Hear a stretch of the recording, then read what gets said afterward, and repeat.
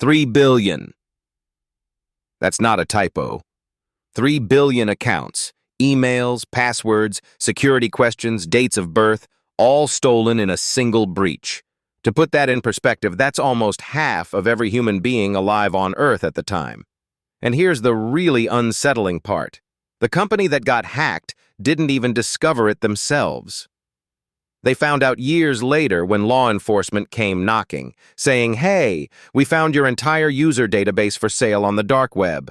By then, the damage was done. Your data might have been in that breach. My data was probably in that breach. And the scary thing is, this wasn't even an isolated incident.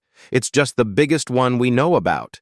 Today, we're going to walk through the 5 most massive data breaches in history, and I promise you, by the end of this video, you'll understand exactly how these disasters happened and what you can do to protect yourself when the next one inevitably hits.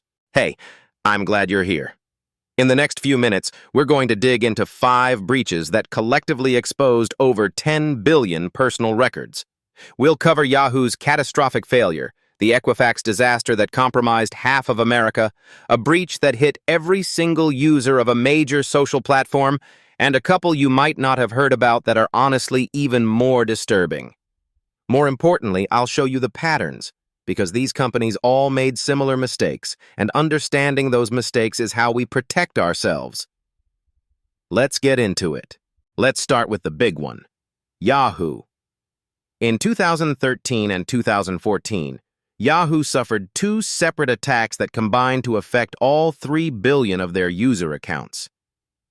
Every single Yahoo account that existed. Here's what makes this story so frustrating.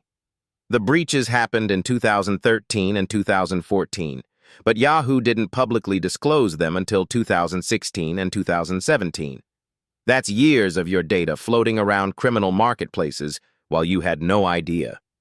The attackers got everything: names, email addresses, telephone numbers, dates of birth, hashed passwords, and in some cases, encrypted or unencrypted security questions and answers.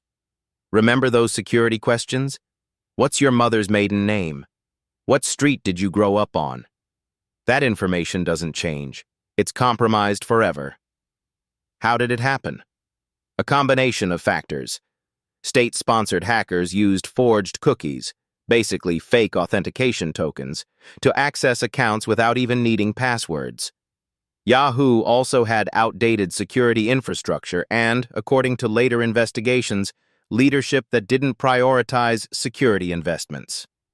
The lesson here is brutal but important. Companies can be breached for years before anyone knows. You cannot assume your data is safe just because you haven't received a breach notification email.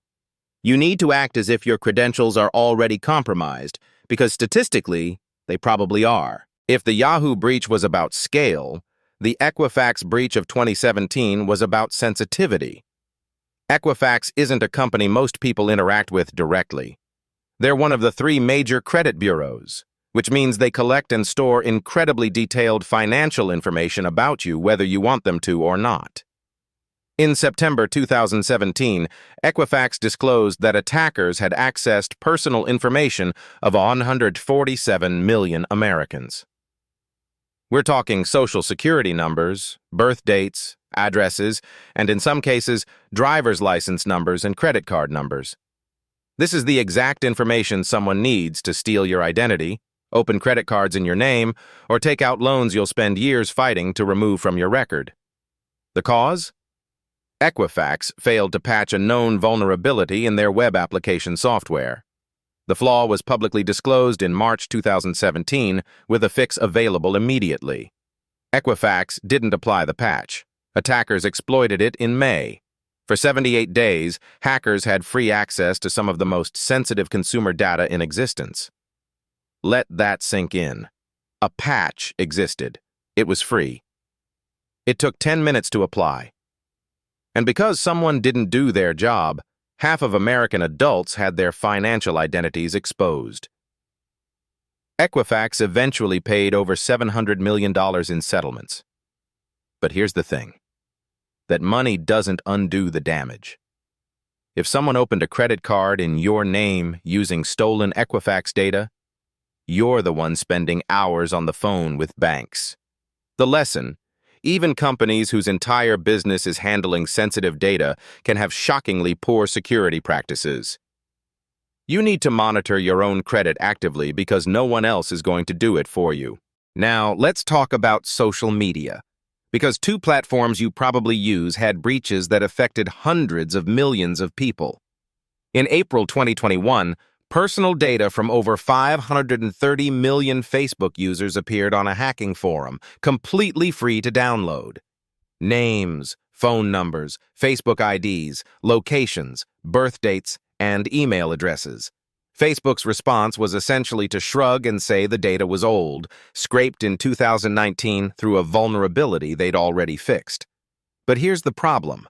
Your phone number from 2019 is probably still your phone number today. This data is still valuable to scammers and criminals. Around the same time, LinkedIn had data from 700 million users. That's over 90% of their user base, scraped and posted for sale. LinkedIn also claimed this wasn't technically a breach since the data was scraped from publicly visible profiles. But when someone aggregates 700 million profiles with emails, phone numbers, and workplace information into a single downloadable database, the distinction between breach and scraping feels pretty meaningless to the victims. What did we learn? Your public information isn't really public in the way you think. When it's scattered across individual profiles, it's one thing. When it's compiled into a searchable database that criminals can query, it becomes a weapon. Every piece of information you share publicly, your employer, your location, your birthday, can be combined with other data to impersonate you, target you for phishing, or answer your security questions. I want to close our top 5 with 2 breaches that didn't get as much attention, but reveal important patterns. First, American Financial Corporation, one of the largest title insurance companies in the U.S., exposed 885 million records in 2019. We're talking mortgage documents, social security numbers, bank account numbers, wire transaction receipts. How?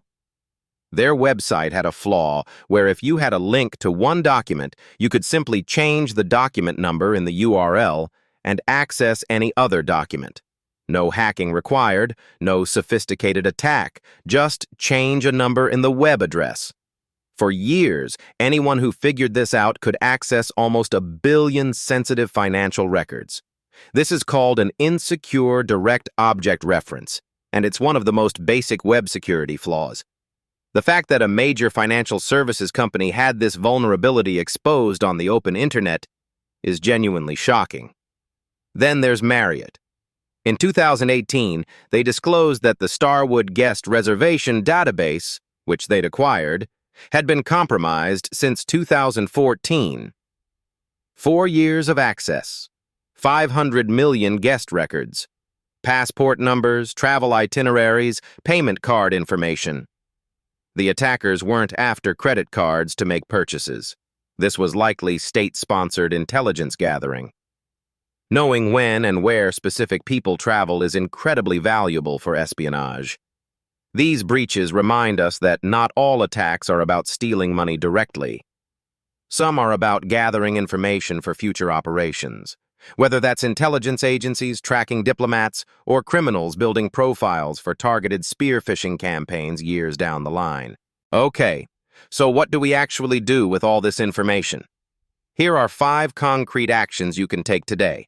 And I mean today, not someday when you get around to it. First, freeze your credit.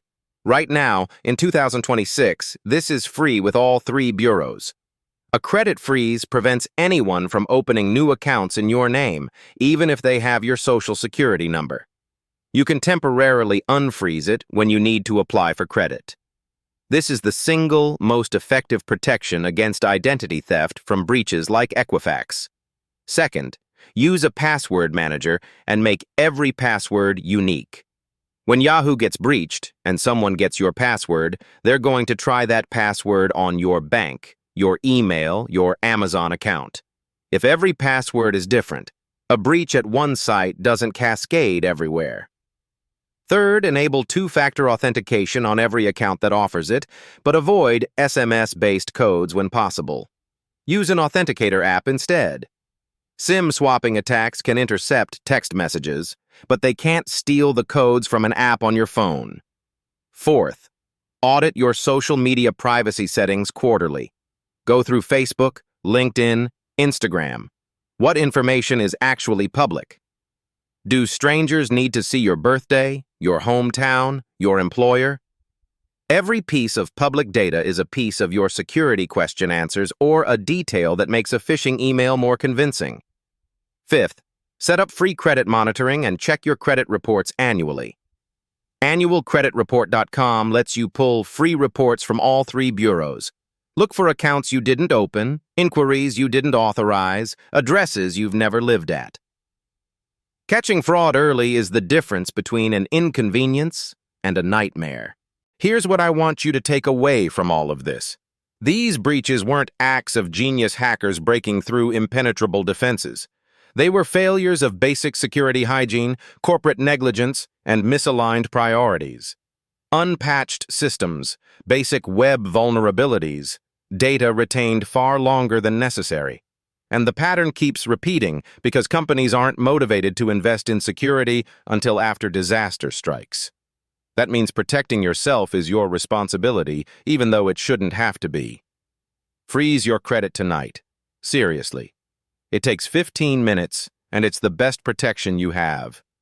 If this video helped you understand what's actually at stake with your data, hit subscribe. I put out new videos every week breaking down cybersecurity topics without the jargon. Next week, we're covering how to know if your password is already on the dark web and what to actually do about it. Drop a comment telling me which breach surprised you the most. I read all of them. Stay safe out there.